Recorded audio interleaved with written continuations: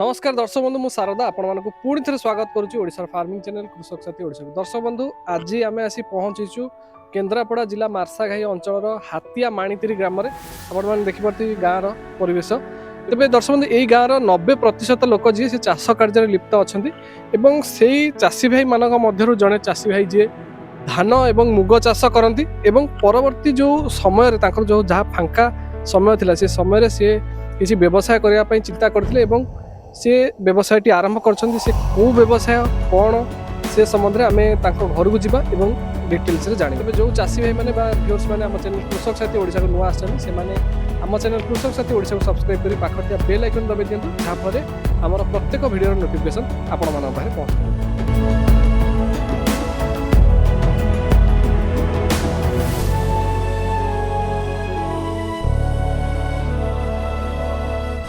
तेज दर्शक बंधु आम से चाषी भाई पाखे आसी पहुँचीचु सहित आज से व्यवसाय विषय जाना।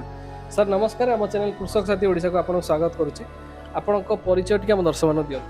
मो ना करुणाकर ओझा मो घर हूँ आम मार्साई निकटस्थ हातिया मांती ग्राम तो सर आप आगु कौन करुले?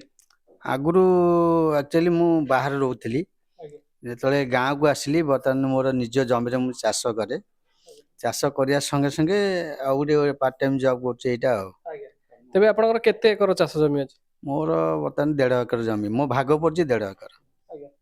आपण भाग पड़ी 1.5 एकर से कौन कौन सब चाष हुए? धान होची मुग बिरी सब फसल हुए।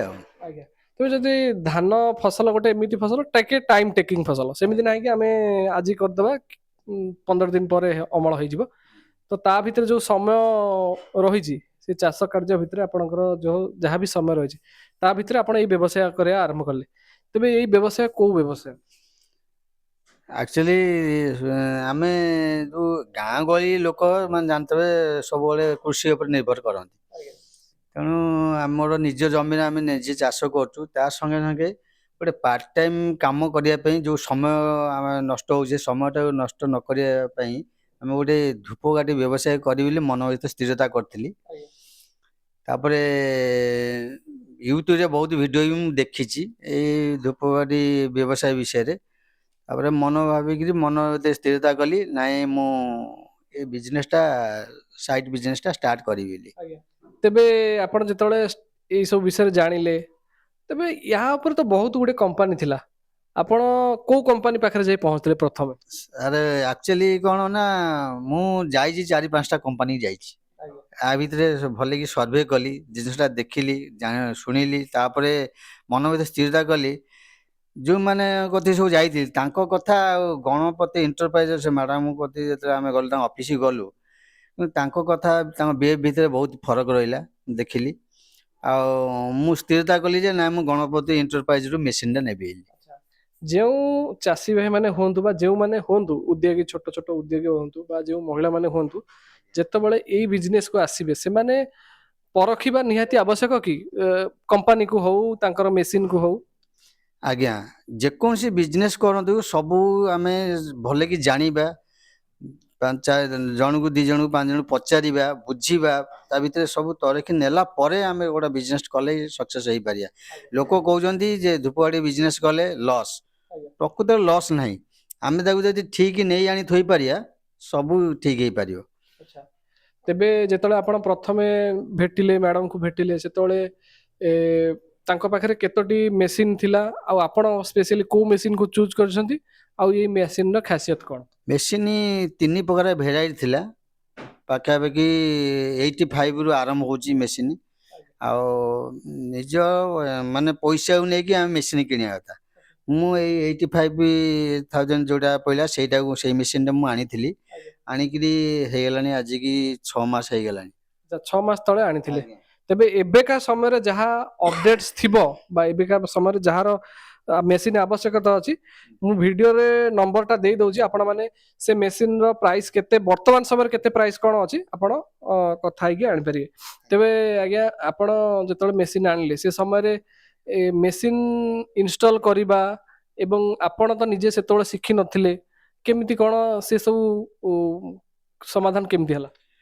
ନା ମେସିନ୍ ଯେତେବେଳେ ଆମେ ଆଣିଲୁ ଆଗେ ଯେତେବେଳେ ଅଫିସ ଗଲୁ, ଅଫିସଟା ହେଉଛି ଆମର ଭୁବନେଶ୍ୱର କ'ଣ ସେଇଟା ବାଣୀ ବିହାର ମେଟ୍ରୋ ହାଉସରେ।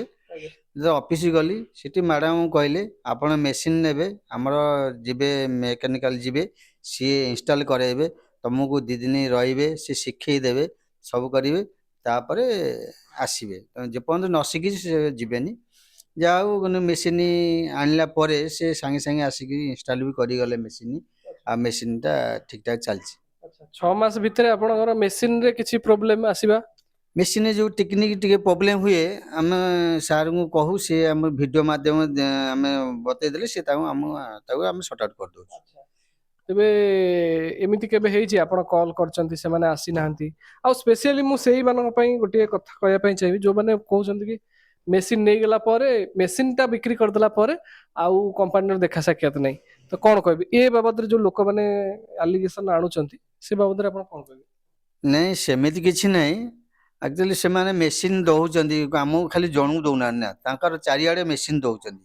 ତେଣୁ ସିଏ ଆମକୁ ଯେଉଁ ଟାଇମ୍ଟା ଦିଅନ୍ତି, ଆଜି ନହେଲେ ସେ କାଲି ଆସିବେ। ମୋ କତିକି ସେମିତି ଗୋଟେ ଦିନ ବି ଫୋନ୍ କରିଥିଲି, କହିଲେ ଆଉ ଆମେ ଆଜି ଯାଇପାରିବୁନୁ କାଲି ଯିବୁ। ଯେଉଁଦିନ କୁହନ୍ତି ତା ଦିନ ପରେ ଆସିକି ମୋତେ ପହଞ୍ଚନ୍ତି। ମୋତେ କେବେ ଅସୁବିଧା ହେଇନି। ଆଉ ଅସୁବିଧା କାହିଁ ହେବ, ଆମେ ତ ତାଙ୍କ ପାଖରୁ ମେସିନ୍ ଆଣିବା, ତାଙ୍କ ପାଖରୁ ତ ଆମେ ଜିନିଷ ବନେଇକି ଦେବା ନା। ଆଜ୍ଞା ତେଣୁ ଅସୁବିଧା କାହିଁ ହେବ? ସେ ଯେଉଁ କହୁଛନ୍ତି ଯେଉଁ ମାନେ ବାହାରେ ଯେଉଁ ସୋସିଆଲ ମିଡ଼ିଆରେ ଏରା ସବୁ ଭାଇରାଲ ହେଉଛି, ଏରା ଭୁଲ କଥା। କେଉଁ କେଉଁ କମ୍ପାନୀ କ'ଣ କରୁଥିବ ଆମେ ତ ଜାଣିନୁ, କିନ୍ତୁ ମୁଁ ଯାହା ସର୍ଭିସ୍ ପାଇଛି 100% ସର୍ଭିସ୍ ପାଇଛି। ଆଉ ମୁଁ ସେଥିରେ ବହୁତ ସାଟିସ୍ଫାଏ ଅଛି। ତ ଆମେ ପୂର୍ବ ଭିଡ଼ିଓରେ ବି କହିଥିଲୁ କମ୍ପାନୀ ମାଲ ମେଟେରିଆଲ ଦବ ଏବଂ ଆପଣଙ୍କ ପାଖରୁ ବାଇବ୍ୟାକ୍ କରିବ। ବାଇବ୍ୟାକ୍ ପାଇଁ ମଧ୍ୟ ଏଗ୍ରିମେଣ୍ଟ ହୁଏ। ଆପଣ ଏଗ୍ରିମେଣ୍ଟ କରିଥିଲେ? ମୋର 5 ବର୍ଷ ପର୍ଯ୍ୟନ୍ତ ଏଗ୍ରିମେଣ୍ଟ ହେଇଛି। ଆଉ ମେସିନ୍ ଉପରେ ୱାରେଣ୍ଟି ଅଛି 1 ଇୟର ରଖିଛନ୍ତି।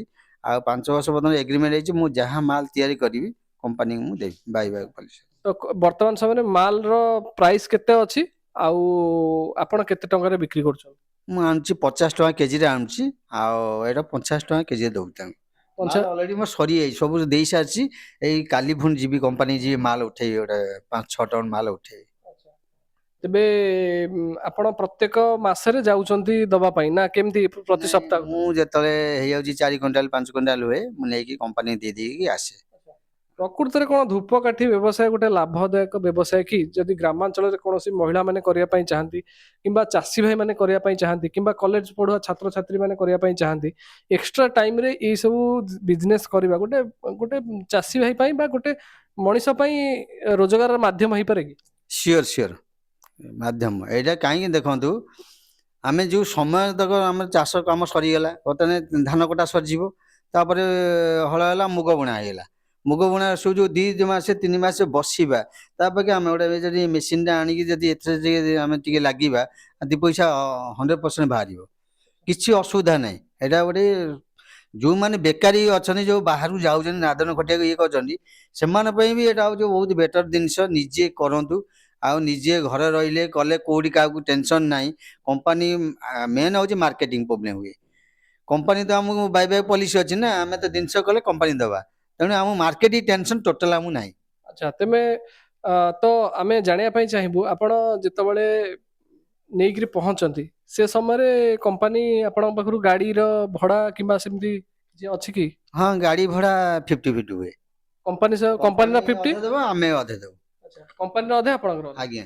ଆଚ୍ଛା ସେଥିରେ କୌଣସି ଆପଣଙ୍କୁ ଅସୁବିଧା ହୁଏ? ନାଇଁ, କିଛି ଅସୁବିଧା ନାହିଁ। ପେମେଣ୍ଟ ବି ସାଙ୍ଗେ ସାଙ୍ଗେ ଦେଇ ଦିଅନ୍ତି। ଆଚ୍ଛା ତ ଧୂପକାଠିର ବି ଯୋଉ ଯାହା ବି ପଇସା ଥାଏ ସାଙ୍ଗେ ସାଙ୍ଗେ ଦେଇ ଦିଅନ୍ତି ନା କେମିତି ଡିଲେ ହୁଏ? ଧୂପକାଠିର ପଇସାଟା ପେମେଣ୍ଟଟା ସେମାନେ ଗୋଟେ ଦିନ ପରେ ଦିଅନ୍ତି। ଆଚ୍ଛା ତ ଆଉ ଗୋଟେ ଜିନିଷ ଯୋଉ ଭାଇମାନେ ଆଲିଗେସନ ଆଣନ୍ତି କି ଆମ ପ୍ରଡକ୍ଟଟା ନଉଥାନ୍ତି, ତ ପ୍ରଡକ୍ଟଟା ନ ନବାର କାରଣ କଣ? ସେମିତି କିଛି ଥାଏ କି? ଧର ଯୋଉ କିଛି ୱେଷ୍ଟେଜ ଜିନିଷ ବା ୱେଷ୍ଟେଜ ଧୂପକାଠି ଥାଏ ଯାହା ଫଳରେ ପ୍ରଡକ୍ଟ ସେମିତି ନିଅନ୍ତି ନାହିଁ? ନାଇଁ, ଆପଣ ଯୋଉଟା କହିଲେ ଠିକ କଥା କହିଲେ।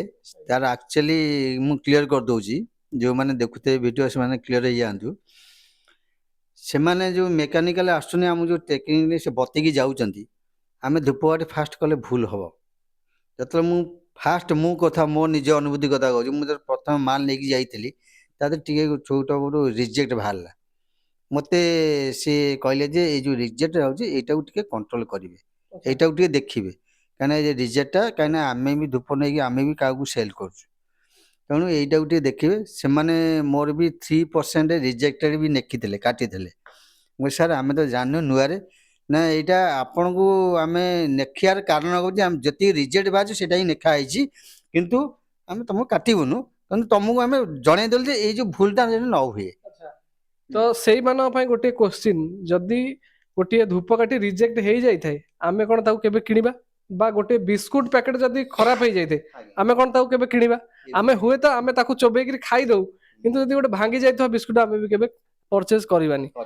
ତ ସେଇଟା ହଉଛି ଗୋଟେ ଜିନିଷ, ଯୋଉମାନେ ମେସିନ କିଣୁଛନ୍ତି ସେମାନେ ନିହାତି ଭାବେ ମେସିନ ବିଷୟରେ ସମ୍ପୂର୍ଣ୍ଣ ଜାଣନ୍ତୁ, 5-6ଟି ବୁଲନ୍ତୁ, ଦେଖନ୍ତୁ, ଏବଂ ପରିଶେଷରେ ଗଣପତିର ଯୋଉ ସର୍ଭିସ ରହିଛି, ଯାହା ଭାଇ କହିଲେ ସର୍ଭିସ ଯେମିତି ରହିଛି, ବିହେଭିୟର ଯେମିତି ରହିଛି, ଯାହା ବି XYZ ଯାହା ବି ଅଛି ସବୁ ପଜିଟିଭ ୱେରେ ଅଛି। ଆମେ ଯାହା ଚାଷୀ ଭାଇଙ୍କ ପାଖରେ ଆସି ପହଞ୍ଚିଲୁ, ଆଲୋଚନା କରୁଥିଲୁ, ତ ଆପଣମାନେ ନିଶ୍ଚିନ୍ତ ଭାବେ ଗଣପତି ଏଣ୍ଟରପ୍ରାଇଜେସ୍ ସହିତ ଯୋଗାଯୋଗ କରନ୍ତୁ ଏବଂ ଡିଟେଲ୍ସ ଏହା ଉପରେ ଜାଣିପାରିବେ।